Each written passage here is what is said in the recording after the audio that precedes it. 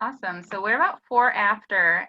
So why don't we get started? I'm sure we're going to have some more participants. But thank you all for being here today. Thank you for being part of the 8th Annual Delaware River Watershed Forum. It's a little bit different of a format this year, obviously. Normally we're in a rotating location throughout the watershed, and this year we are online. But we've had tons of great presenters. Today is our last day of forum sessions. So hopefully you've been able to get a lot out of it. I know I even have gotten a lot out of it just in the sessions that I've moderated or been tech help on. This session is going to be about the path from outdoor recreator to clean water advocate, cultivation strategies. I also wanted to say thank you so much to all of our sponsors for helping to make the Delaware River Watershed Forum a reality. So just so everybody knows, this session is being recorded and will be shared with attendees afterwards. You will be muted. If you haven't been muted yet, you will be muted by the host. And if you want to speak, you can either raise your hand, which is one of your button options, or you could just type in the chat box. And you can either send me a message, or you can send Amy a message, who is on this and listed as the host, and just let us know if you're having a technical issue. And then what else did I want to say? Oh, and then so for the Q&A portion of this, so we're going to do breakout sessions and a little bit of a brainstorm, but just for the presentation portion, if you do have any questions, please type them into the chat box and we will get to them. Wes, you can either, if the timing is right, you can pose those questions to folks in the group, or if we get to the end and there's some questions we haven't gotten to, I'm happy to pose those to the speaker as well. So as questions arise, type them in the chat box so that you don't forget them, and we will get to them absolutely.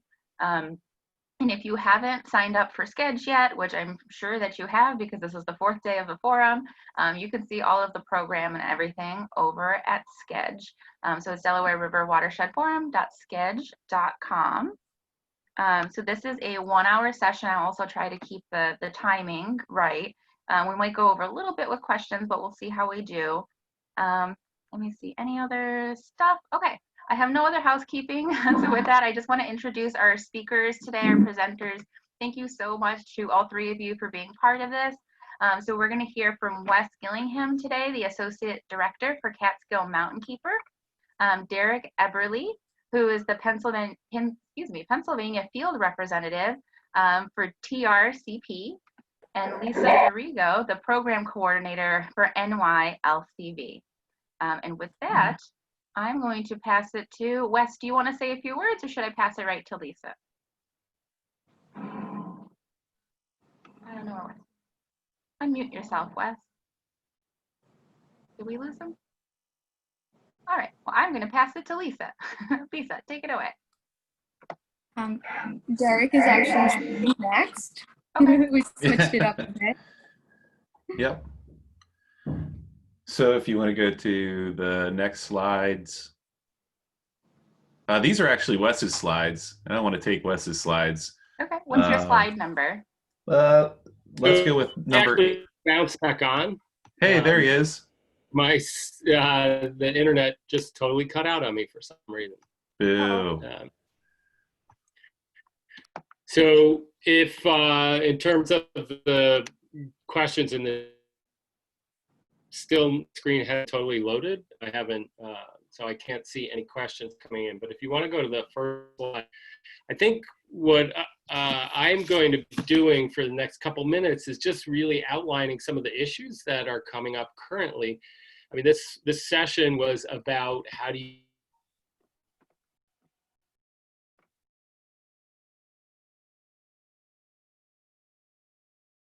Oh, looks like we're having some technical difficulties with Wes. All right, Derek, do we want to go into your Yeah, slide? that'd be fine. Okay, do you happen to know what slide number yours starts on? Yes, it's number 8. Number 8. All right. All right. Well, hey, thanks everyone for joining us. Really excited to do this. I was very honored that the CDRW folks approached us to share about our work at TRCP in Pennsylvania. My name is Derek Eberly. I'm the Pennsylvania Field Representative / organizer for the Theodore Roosevelt Conservation Partnership. And you might be asking yourself, what is the Theodore Roosevelt Conservation Partnership? We're a national organization of 60+ hunting and fishing conservation groups from across the United States. Our mission is to guarantee all Americans quality places to hunt and fish. What that means in Pennsylvania, specifically in the Delaware Watershed, is a focus on clean water. So we're working with a lot of angling groups as well as some hunting groups. And we also co-lead the Pennsylvania Sportsman's Policy Work Group to facilitate action between hunting and fishing groups on clean water policy and conservation policy in general in Pennsylvania. So if we go to the next slide. Great. So I'm not a big fan of people who just read stuff off their slides because you all can read. So I'm just going to give you some background information about myself. I was introduced to fly fishing back in 2000 by my best friend, Peter Steyer. And I quickly became involved in Donegal Trout Unlimited, which is our Trout Unlimited chapter here in Lancaster. And they were responsible for restoring the creek that I learned to fly fish on. Since then, I spent 20 years exploring cold water opportunities across the state. Many of my adventures have taken me into the Delaware River Basin from top to bottom. I really love the incredible variety and range of experiences that the Delaware River Basin has to offer. Side note, I just fished Valley Creek a couple weeks ago. I'm a big fan of urban fly fishing. Finding wild trout living in places where you wouldn't expect them, right under people's noses. So I really enjoy that. Yeah, after several years of fishing on my own, I decided that I wanted to share my passion with other people and teach them how to fly fish or even just fish.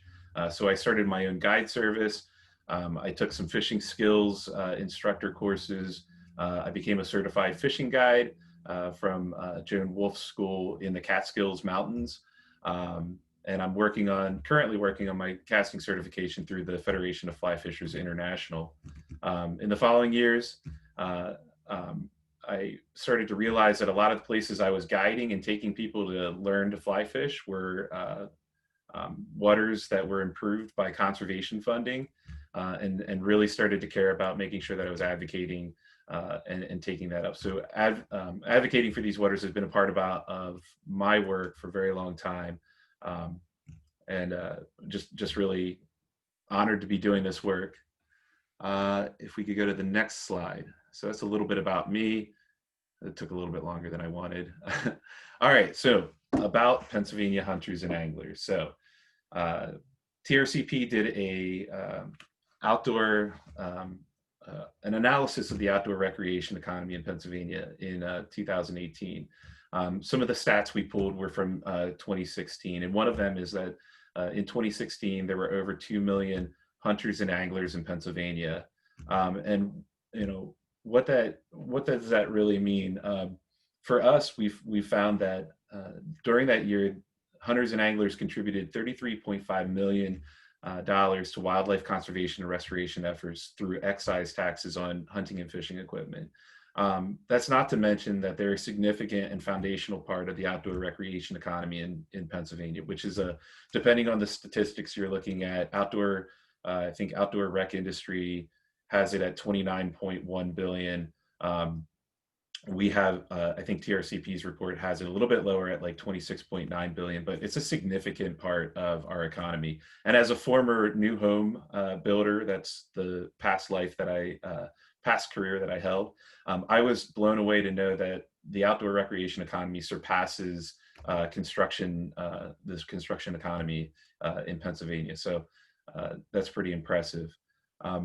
But these funds that are provided through the excise taxes are often foundational fundings that allow the Pennsylvania Fish and Boat Commission and the Game Commission to maintain public lands and provide public programs that open an additional channel for more economic contributions to flow in from other types of recreation. So not just traditional hunting and fishing, but thinking about game lands and how they're utilized by other user groups. The same with water access and how they're not just utilized by anglers, but a whole growing segment of outdoor rec, which we'll see on the next point, is that since COVID, the boating launch permits have increased at Fish and Boat by 40%. License sales have been up 20%, and hunting license sales have been up 5%. So we're seeing an even more greater influx of people participating in outdoor activities, and that's going to generate more conservation dollars for Pennsylvania. A little bit more about Pennsylvania hunters and anglers. We did a study, a poll, which you can't see the links very well, but they're on there for folks to explore later.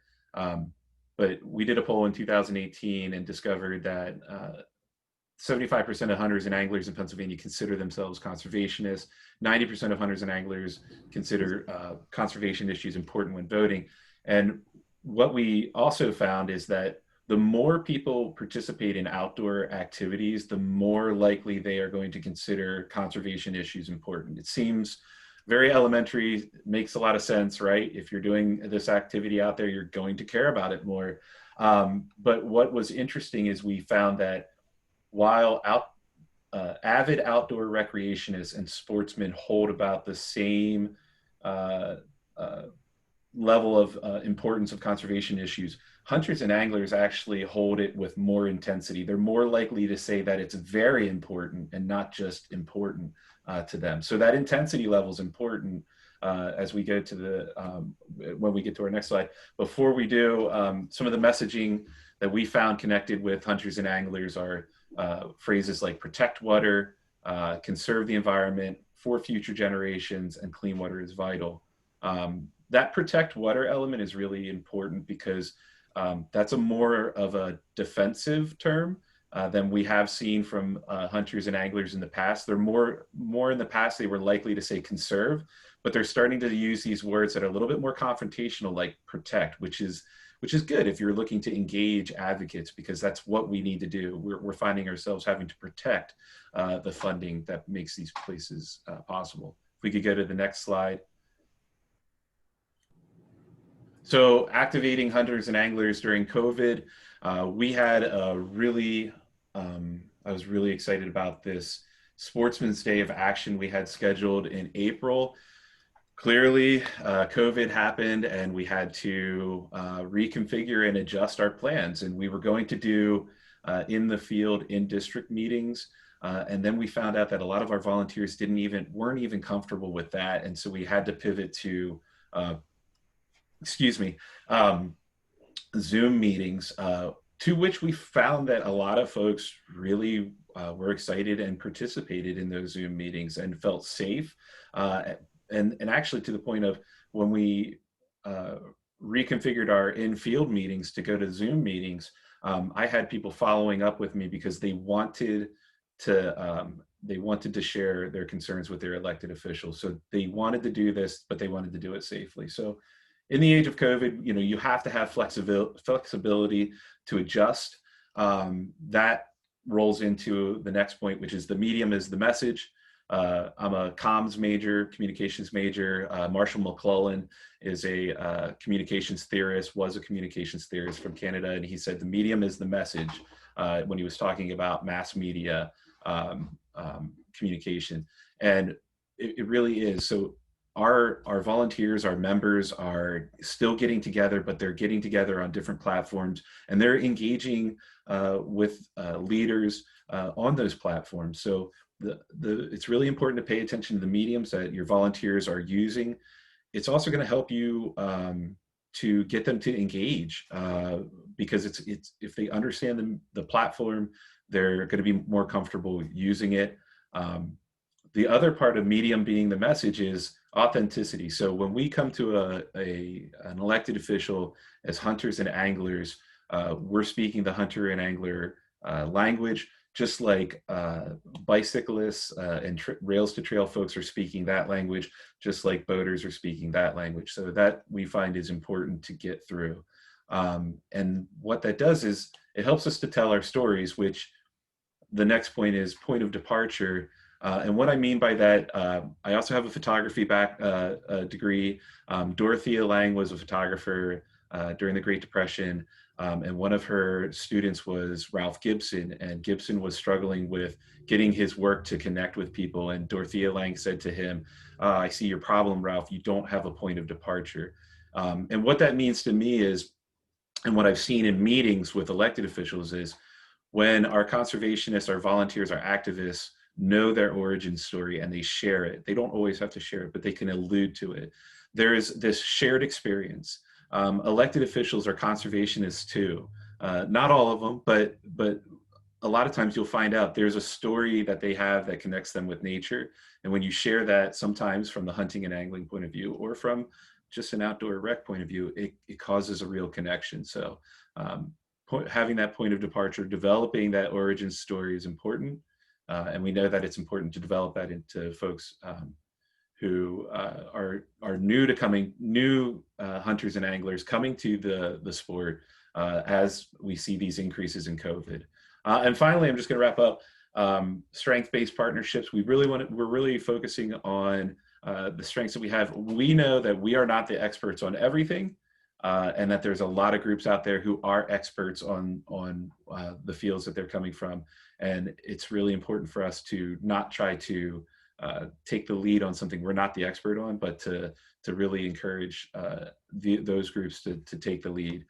We're aware that we haven't done a good enough job representing the diverse communities that we have in the hunting and angling world in Pennsylvania, and we're working very diligently to make those connections and listen to those groups to see how we can better just listen to those communities and find out how we can work together better. So I think that's everything I have. I know I went over. My apologies.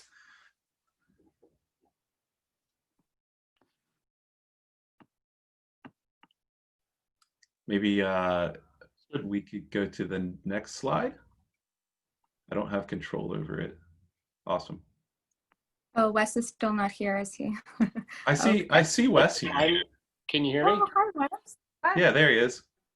Okay.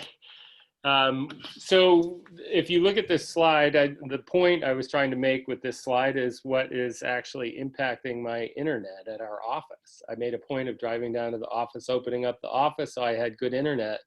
But because I live in the small town of Livingston Manor, our internet connections have been horrible since we've had this huge influx of folks from urban areas moving into the community and overusing the internet locally. And that's the same thing you see from this slide is the trailheads around here and the river accesses are getting inundated with people like we haven't seen it.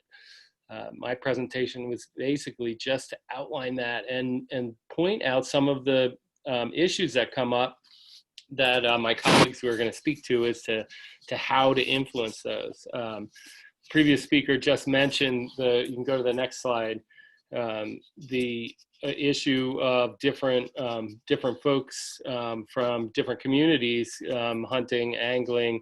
Well, what we're facing up here in the very headwaters of the Delaware River Basin and in the Catskills is a combination of people doing more outdoor recreation because of COVID and the lockdown and the impacts of that.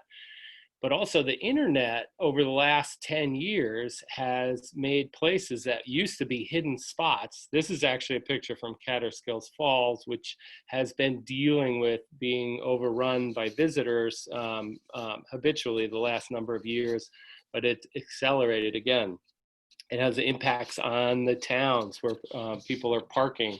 But also, there's one case near me in Sullivan County in New York where the one particular neighborhood, which happens to be a mostly Spanish-speaking area of New York City, heads to this one stream. And so having the town cop or environmental conservation officer come in and trying to tell people they can't park there, there's been a bit of a culture clash there. There's some remedies to that. The DEC has been working really hard at getting partnering with the Catskill Center, which is kind of modeling the Adirondack Stewart program and putting student interns out there, bilingual, and getting bilingual folks to interact with the crowds. You can go to the next slide. And one of the issues that I like this slide because this is obviously not a dumpster or a garbage can, but this is one of the things that we are seeing throughout the region with more and more people who recreate, who aren't, haven't previously spent a lot of time in the outdoors, and they're coming from different places. That looked like, for whatever that person was, that looked like a good place to put a piece of garbage. We are getting overrun in various places with people not knowing how to be outdoors.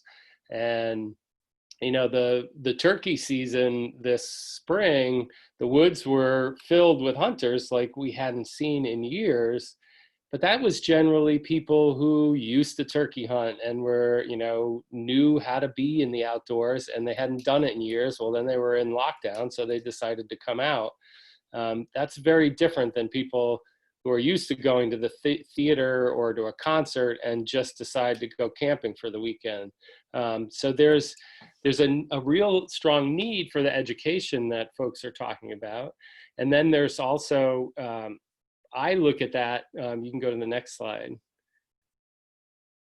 I look at that as we are now looking at a captive audience. We have a lot of people that are recreating outside that haven't been there before or haven't used it in this fashion. All these little secret spots are getting filled up with people. And it really takes the kind of partnerships that have been mentioned and we'll continue talking about to create public-private partnerships with the Park Service, the DEC, local organizations to actually go out and reach these folks that are now visiting these places. Just the other day, I was driving over to somebody's house, and we're just on a side road, nowhere near a quote-unquote park, or it wasn't even inside the blue line of the Catskill Park. It was outside the park, and there's a stream on the side of the road where there was no houses. Somebody had their flashers on. There are two cars with their flashers on, parked on one side of the road. There was only room to drive around those cars for one vehicle. And basically they stopped, and there were two families swimming in this little creek with their kids and hanging out. It was interesting. I pulled over. They were from New York City. We had a whole conversation. They didn't know anything, but they just wanted to cool off because it was really hot that day. We had a great conversation about the geology of the Catskills, the area. I told them about some really cool places to go where they can swim, and it wasn't on somebody's property. And it was a really valuable interaction. And the more and more that organizations can work with their town, their communities, the DEC, the National Park Service. I'm just going to read one little figure that to me really highlights what we're talking about here.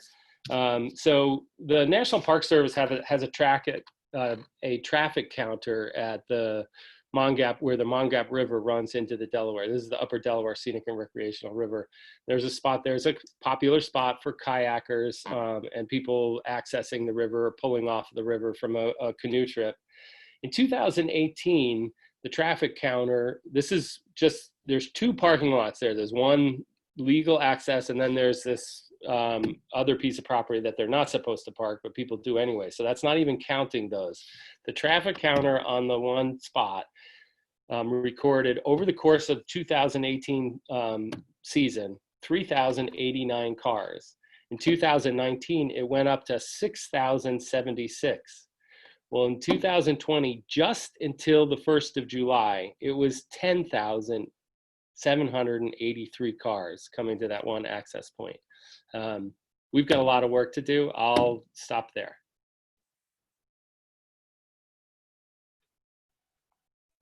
Great, thank you, Wes. Rita, if you could go to slide 12. Okay. Thank you. Okay, am I sideways? Am I okay? Nope, you're right side up. Thank you, Derek. Okay. Hi everyone, my name is Lisa Darrigo. I am the program coordinator at the New York League of Conservation Voters. If you're unfamiliar with the League as we're known, our mission is to educate, engage, and empower New Yorkers to be effective environmental advocates. Before I start, I just want to say I appreciate being on this panel today, and shout out to everyone who has worked so hard to put together this really fantastic virtual forum. Today, as the title suggests, I'll be speaking about cultivating environmental advocacy in families, specifically families with children, and how to do so, especially during this time of COVID. This may or may not be relevant to your organization, but I hope you take with you what resonates. My goal really is to provide some food for thought, and many of the concepts I'll speak about can really be applied to folks without children. Okay, next slide, please. So a bit about me. I'm coming up on my 1-year anniversary at the League. Here at the League, I'm responsible for curating and running digital educational campaigns and convening policy and political events such as roundtables and candidate forums. We actually don't do any outdoor programming at all. So when I was approached to be on the panel, I immediately thought about my prior role at the Wildlife Conservation Society. And I wanted to speak on what I know well, which is that. So during my time at the Queens Zoo here in New York City, I curated and ran a weekly after-school family nature play program, as well as weekend family programs. And I've really enjoyed preparing for this presentation. It's really married my former experiences with the work I do now, and I really had to give a lot of thought as to some solutions to share with you guys. And I really am looking forward to the breakout session where we can all put our heads together and brainstorm a bit more, as this is something I'm just starting to think about. So before I jump into how to engage families at this time, I really want to attempt to make the case for why. So Rita, if you could go to the next slide.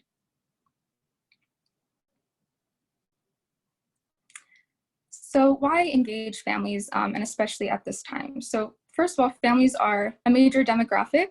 If you didn't know, about 40% of all family households in the US had children under 18 living in the household, and that is as of last year. So that's a huge chunk of people, and a group that, you know, the family unit is an integral part of life and society, and shouldn't be ignored, especially as organizations are thinking about being more inclusive. We have to think about caregivers and parents too. COVID has impacted families in a very profound way. I'd like to think more about the positive ways. I know, caregivers may have lost their jobs during this time. Some parents and caregivers are working from home. So I know caregivers have had to put on a lot of hats during this time. The pros are that families are spending more time together. That's a given. And I learned that childcare activities are now more equally shared between caregivers due to the pandemic. In another article I read, a sociology professor explained that people orient themselves in a more family-centric way when society is facing a tremendous challenge like COVID. Caregivers are also thinking about ways to entertain their kids. Extracurricular sports and cultural institutions are closed or operating at a lower capacity, and people may not feel comfortable sending their children to activities like gymnastics. So what did many families start doing? They went outside, as Wes also outlined, and maybe you've seen for yourself an increase in the amount of people on trails. On the right is a photo of my friend's kids and their cousins on their first ever hike. And I chatted with her after she came back from the hike, and she also expressed that she is in a way grateful for the pandemic because she has found a new love for nature, and her kids are really enjoying going on hikes, and it's been really nice to watch her with her family experience nature in a way that they never had and build this connection. And I like this quote at the bottom. This Senegalese conservationist Baba Dioum can summarize: in the end, we will conserve only what we love will love only what we understand, and we will understand only what we are taught. So, you know, as Derek also outlined this origin story, you know, it's nice to engage families that have children so we can raise environmental advocates.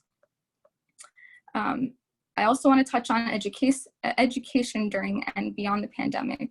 You know, a lot of kids have switched to virtual classrooms at home, and the pandemic really is changing the landscape for education. In fact, the American Federation for Children conducted a nationwide poll in mid-April, and the results show that 40% of the families polled, they reported that they are more likely to homeschool even after lockdowns end. So I do believe more and more caregivers will be looking for supplemental educational activities, and I do think this is where organizations have the incredible opportunity to step in and cater to this need. You know, parents are role models for children. Children mimic their behavior. So if adults have a love for recreating outdoors and advocating for the spaces that mean a lot to them, sharing that with their next of kin can be a very intimate and bonding experience. And I do think environmental organizations can help facilitate this. Next slide, please, Rita. So I do think that if you draw in youth and caregivers, the advocacy will follow. There's a story I can share during my nature play time. As I had kids, they were off, you know, creating nests. I prompted them to do an activity, and I was chatting with some parents and explaining to them that I'm on the community advisory board in the neighborhood, and I was just talking to them about, you know, the environmental issues we've been noticing, and they actually started to join those meetings. So just, you know, welcoming in parents, it will provide opportunities to have that one-on-one connection and lead to other advocacy activities. Below is a screenshot of the Clean Bus Guide the League recently released. It is a toolkit for community groups around the state, and it's a toolkit, a guide to help them create campaigns in their communities to get pilot programs for electric school buses. So we wanted to engage kids as much as possible, since, you know, electric school buses were always thinking about the kids and their health. So what better way to get them involved than a drawing contest? So you'll see there's a little picture of a light bus that was drawn by Manu, who is 9 years old, and he lives in the town of Newcastle in New York. We sent out an email for the drawing contest. I think the subject line was calling all kids or calling all parents or caregivers or something like that. So deliberate messaging and marketing to families. You know, Derek also spoke about that. I think if you're calling an event family friendly, if you're calling an opportunity kid friendly, placing language in the event details that kids are welcomed, it can create a more inclusive event for caregivers. And, you know, I think you can pull at the heartstrings a bit. Derek also talked about, you know, that type of messaging, you know, future generations. If you're strategically messaging to, you know, parents that are thinking about their kids and their kids' futures, you know, no one wants a degrading environment that they leave their children, especially for these folks that are already engaged in the outdoors. And, you know, like I said, the League is not holding events, but if you're creating socially distanced or virtual programs, make them family friendly. Think about ways you can, you know, over Zoom, prompt the kids to do something in the background, draw a picture for their elected official while you speak to the parents, get the whole family involved. At these socially distanced outdoor programs, you know, market them that they are in the fresh air, it's easy to social distance. And right then and there, you know, parents are busy, and caregivers are busy. At the event themselves, are there any activities they can do right then and there? Make a quick phone call on the side, set up a table where the kids can draw something, the parents can sign a petition. You know, I think it's nice to conduct feel-good events where folks can socialize and kids can socialize with each other, and cultivate these advocacy activities during these events. Okay, next slide, please. So I was also thinking about, you know, the National Environmental Education Foundation. There's a screenshot there, NEEF. They have this Watershed sleuth challenge where they're kind of prompting kids to learn about watersheds online and then go out with their adults into nature, and there's a bunch of questions or prompts or things to look for, and then they come back and report their findings. So these sorts of programs I think are really great for getting the kids involved and the parents involved, and parents are always involved in, or usually involved in, what their kids are up to. And I think curating on your own activities with a specific goal and providing resources for caregivers to take this real life experience and encourage taking action at home with their children is great.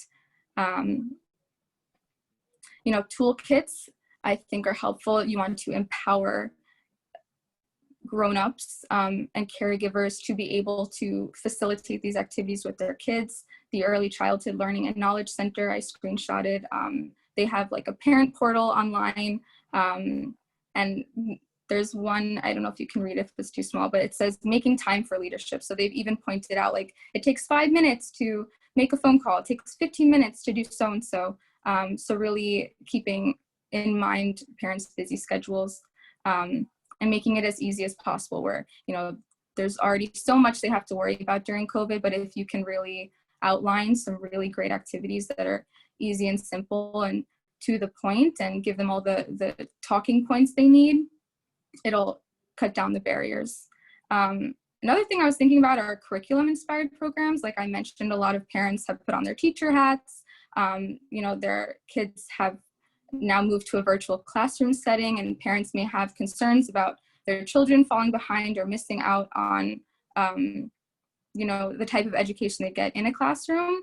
So I have a screenshot here of the New York State Science Learning Standards. This is for second grade, and it's very ecosystem based. So I'd recommend taking a look at some of the learning standards in your state and seeing how you can incorporate some of these benchmarks for what children should be learning in their selected grades and incorporating that into programs. These are just a few ideas I had. Like I said, I'm looking forward to chatting more with some of you if you're thinking about this. And that's what I have for you today. Thank you. Excellent. Thank you so much, Lisa. Thank you, Derek and Wes. All right, so we are going to be doing our breakout sessions now. Lisa, do you happen to have the topic on hand for what the breakout sessions will be?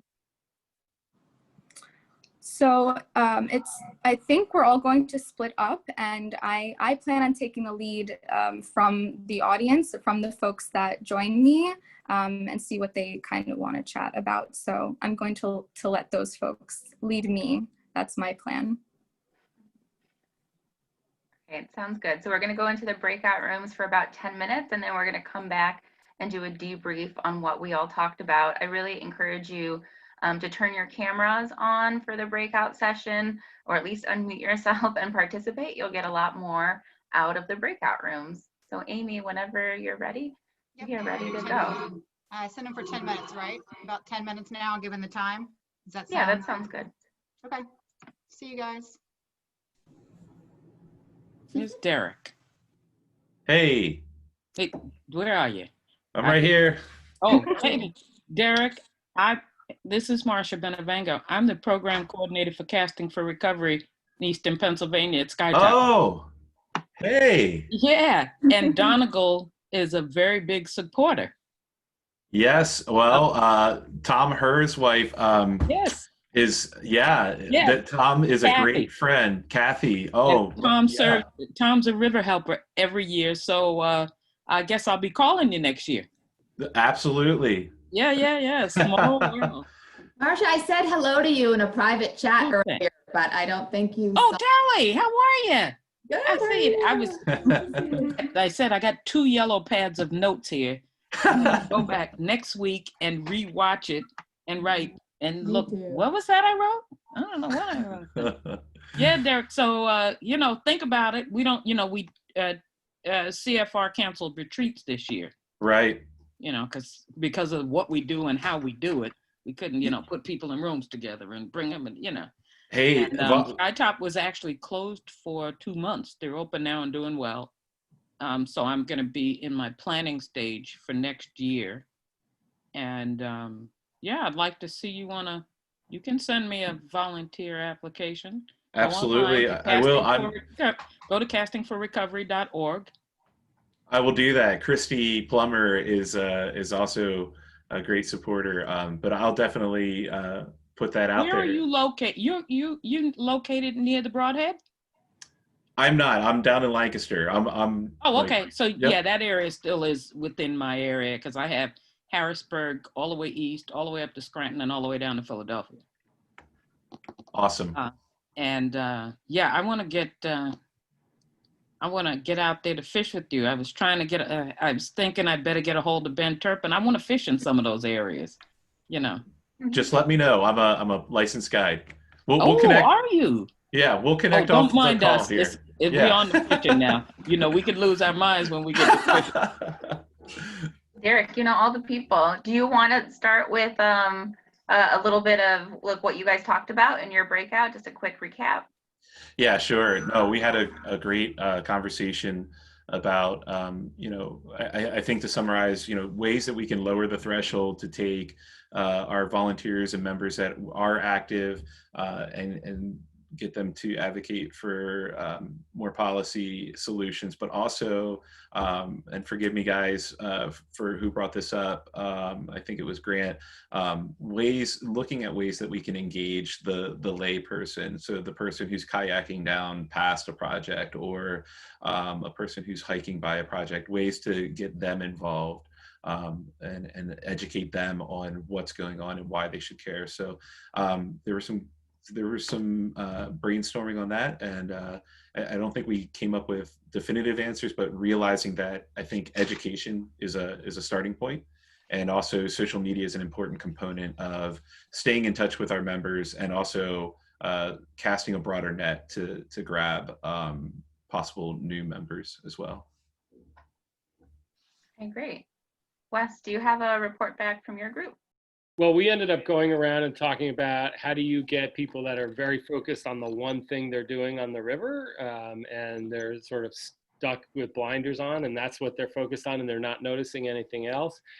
How to appeal, and then that turned into a little bit of a conversation about how do you appeal to people's interests in general, that whatever that specific interest is. And we talked about how, you know, peer-to-peer interactions on the river in terms of education. And then how organizations that are, you know, very broad in their mission, but not necessarily, you know, don't necessarily have people on the ground in these places that are that have so many visitors. But how can those organizations? But that's when we ran out of breakout time. So. All right. Well, thank you, Wes. And Lisa, I know our group, we talked a little bit about just being able to reach the younger generation, that when they are out there and they're excited about the river, you know, that's an opportunity to also turn their parents into advocates. Was there anything else that folks wanted to talk about from our session that you thought was really impactful? Just thought our whole session, am I on? Yeah, I thought Lisa's session was just such an awakening. It was a portion that I hadn't thought of.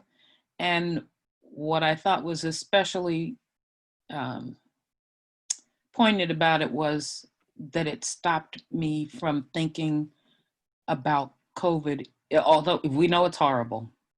But it put another spin on what can come out of that. Reaching families, engaging parents and caregivers, doing things for youth so that they grow, they get educated, and they become better versions of us, conservationists and environmentalists. And so I am really grateful to her because I had not thought of what might come out of that, you know, that session. And it's really something that we can use to meet, you know, those of us who have some connection with trout in the classroom. What can we do to engage these young people in their next steps? So I'm really excited about that. Oh, I'm gonna cry. Thank you. You'll be sorry when I'm calling you every day now. How do we do that? That's fine. I'd love to chat. So we have reached right at 2 o'clock. If you are able to stay on, I'd like to at least get to, one or two of the questions from the chat box. But if you have to go, then you have to go, and that's all right. Thank you to all of our presenters. I do want to, if any of you have to drop off, feel free to do so. But I do want to ask a couple of questions, like I said. So first is the question from Tali, and Tali wanted to know, she says, I wonder if recreationists who engage in activity that depend on high quality habitat are more likely to consider themselves conservationists are more likely to take the next step into stewardship and advocacy than, say, a boater or a kayaker or a canoeist. So somebody that actually is like on the water, that depends on high quality habitat, and if they would be more likely to take the next step towards advocacy than, a hiker or something like that. And then she says, stream would be the focus. Okay. Yeah, should the approach to engaging folks differ depending on that kind of outdoor recreation that they're into, if that makes sense? Yeah, I mean, I feel like since we're talking about habitat, connecting with anglers, yeah, I mean, I find, and I'm sure there's a bias there in a certain circle that I operate in more, I think, maybe than other circles that are out there. But when you start to talk about wild trout specifically, or Class A wild trout, the folks who are wild trout advocates are extremely passionate. And I do think that it's a little bit easier to get them to advocate for clean water protections.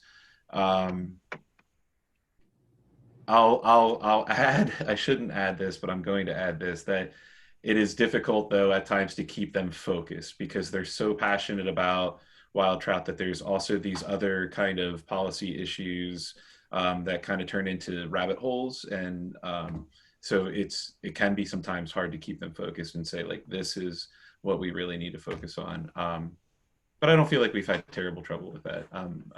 They're pretty easy to activate, I think. Does that answer the question? Well, yeah, no, I mean, that's kind of what I was saying. I don't want to call, I worked for, I'm familiar with anglers and trout and wild trout. I worked with TU and a lot with fish and boat and everything. But so I recognize, I don't want to say that like anglers are the low hanging fruit when it comes to turning them into advocates and conservationists and stewards.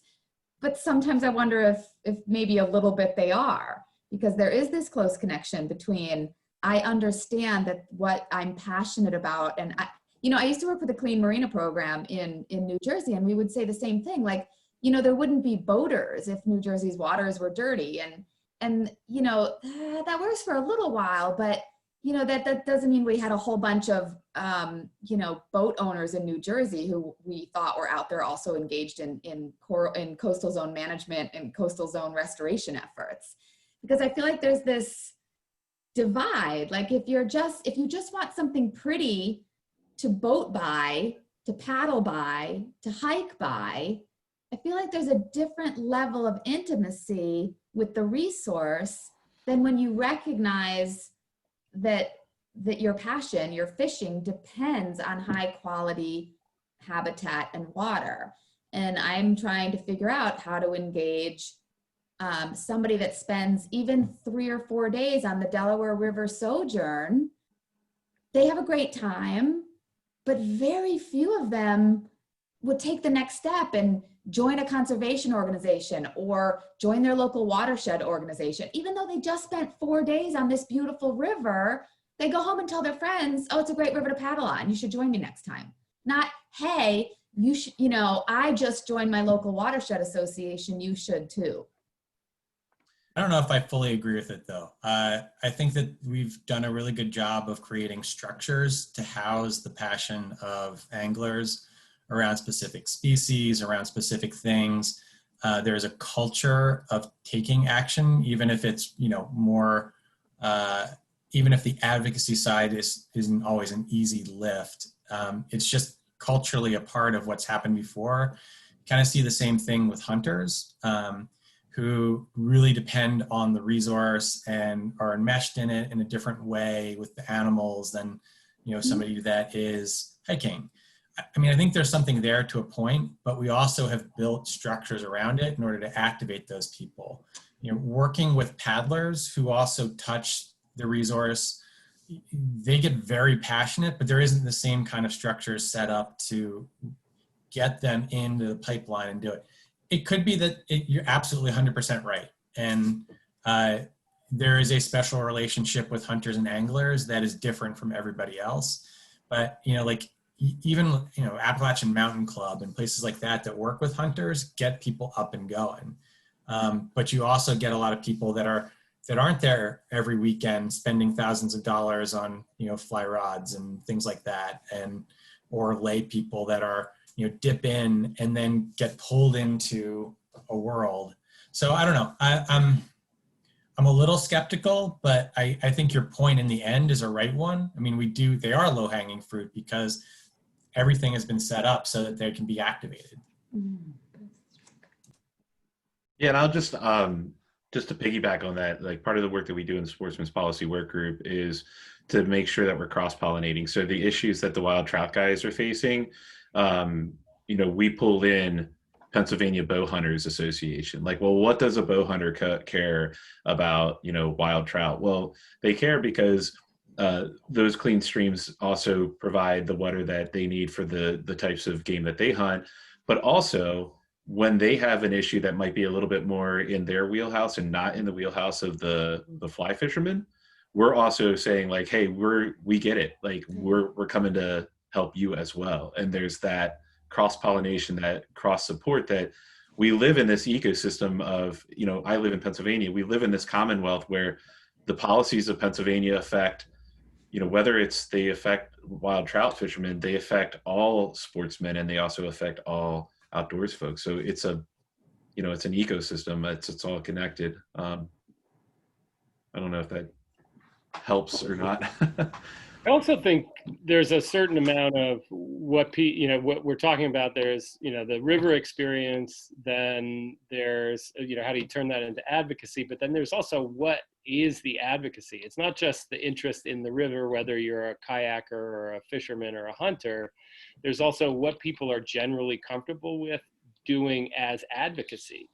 You know, the Park Service runs this river cleanup every year that, you know, canoeists get really excited about because it turns into this competitive thing. Who can put the most garbage in a canoe and still make it to the access point? So that's a way of engaging those folks in terms of advocacy. Then there's the whole level of, you know, how you approach people, whatever organization you're working with, in terms of advocate to send a petition about the LNG facility or, you know, or fracking or whatever, you know, what impacts may be coming to their neighborhood or the region. There's a whole different culture of people who respond to emails and do online advocacy. Then there's the folks that would come out and get involved in a town meeting because of, you know, the culverts that they're trying to put in to create connectivity between streams. Those are all, it's the same strategies you would use for education about a resource are the same kinds of strategies you have to use in terms of what kind of advocacy you're trying to get happen and appeal to that natural audience based on what their experience and comfort is. And then also challenge those folks to, you know, push their limits of what they normally do. If they haven't been somebody that's been out and done cleanup, like, hey, this can be really fun, and, you know, figure out creative ways to pull them in. And then the same thing for, hey, you know, have you ever, you know, been to a rally in Albany or Harrisburg? You know, that can and appeal to that and push people around their normal boundaries. Okay, thank you, Wes. I see that we still have John with us, and he was the other person to ask a question. So I don't know, John, if you have any questions remaining, if you still want to ask about getting paddlers engaged. Yeah, I guess this is John Williams. I really appreciate the breakout room. I thought that was helpful. Tali and Wes really had some great feedback about getting folks engaged. And I guess one of the things I learned was more of the peer-to-peer. Like, you can't send an email blast to the membership and expect to get a lot of results. So as they were saying, maybe like the 101 type like education when you join, hey, this is part of it. And I was thinking, well, you know, part of the education is no one knows in the names of the birds. No one knows what kind of fish are in the river because they're underneath this murky brown water where you literally never see them unless they're jumping out of the river. And then getting to where they have a vision where what the future can be, because they kind of see it as like it's always been this way, it's always going to be this way, there's nothing I can do about it. But to actually get to the point where they realize they can make a difference too, and hopefully get them either in small ways to engage, whether it's through cleanup or whether it's through, you know, going to the Clean Water Advocacy Day or rally, or, you know, I don't know, I'm trying to think of different ways to sort of, or even like there's little steps you can mandate, like we mandated no plastic water bottles on the river, but in terms of rowers are allowed to use, but I think I don't like the command and control model of environmentalism, I guess, obviously, in terms of trying to get people engaged. So, but it's been very helpful. I think, thanks so much for the feedback. Excellent. Thank you, John. Wes or Lisa or Derek, do you have any final thoughts before we wrap up?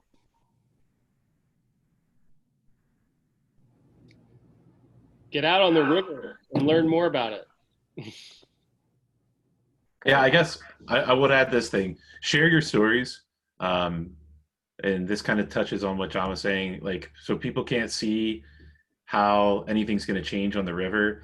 And the one thing I can tell you is the thing that keeps me going is seeing all these streams that were just completely decimated. They had no stream bank. They were muddy all the time. And one by one, they have banks. They're running clean. They have gravel, and then they get wild trout in them. And we found that we were not doing a good enough job telling those stories in, you know, small digestible bits. And the more that we're doing that, the more people see things are changing and this is working. So just encouraging you, like, don't forget to share as much as possible what you have out there. I think it makes a difference. And I guess, you know, clearly my heart is with families and young folks. So to piggyback what Derek's saying, share your passions with the youngins in your life and, you know, help raise a generation that will protect these precious resources. Excellent. Thank you, Lisa. Thank you, Derek. And thank you, Wes. And thanks to everyone who stuck around for some more Q&A. I really appreciate it. Please, we love your feedback on the session. Go take our survey. And thank you all for being part of the 8th Annual Delaware River Watershed Forum. I'll see you later. Thank you so much. Thanks, everybody. Everyone.